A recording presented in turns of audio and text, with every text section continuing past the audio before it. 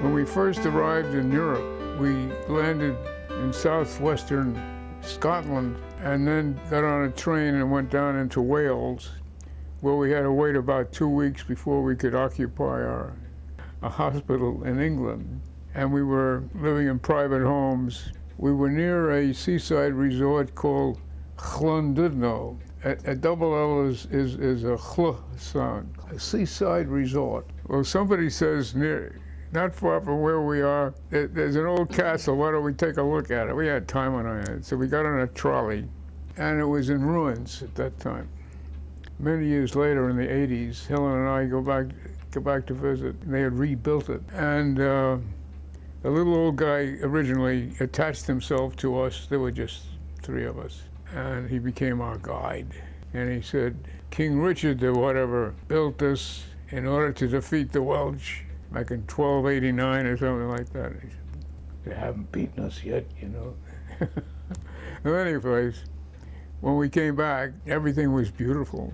And I met the man who in his retirement, took over the renovations. So I told him, you know, I had seen this castle once before. He said, really? I said, oh, that's a lot of crap. I says, yes, in June of 1944. And I said, that's the King's Tower, and that's the Queen's Tower. He says, you really were here? Then he gave Helen and me a private tour. And he told us they priced out what it would cost today, according to prices back when it was built, about $4.42. They had the record, you know.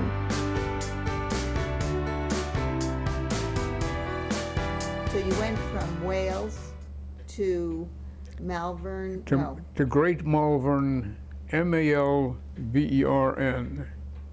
There were several Malverns, as it turns out, but this was Great Malvern, which was in a lovely area right on the edge of the Cotswolds. It was about 20 miles southeast of Birmingham.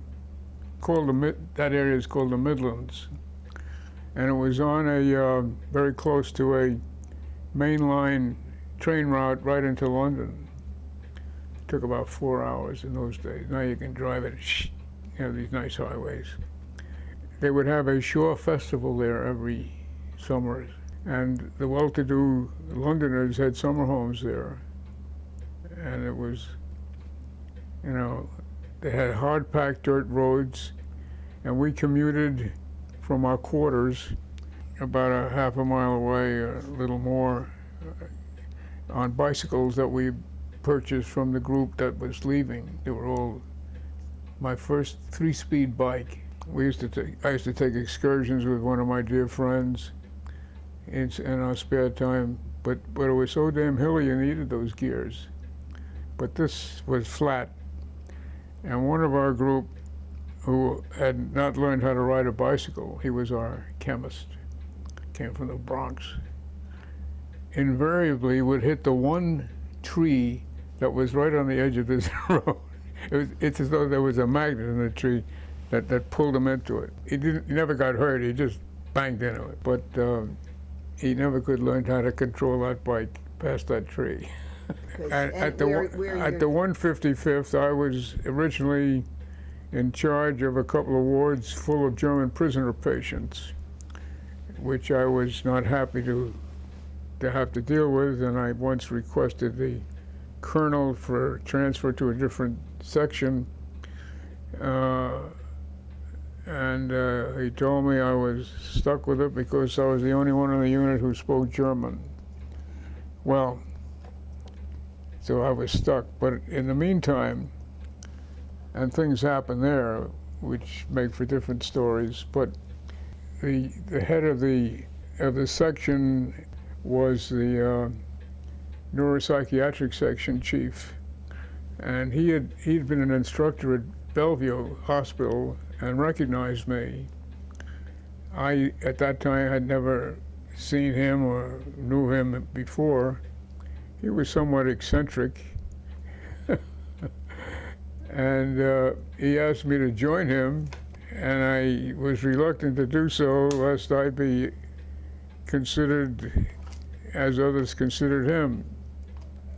However, he promised that I would get the first promotion in the unit in 6 months, which came true, because the following day I had no choice. I found myself with orders to report to his section.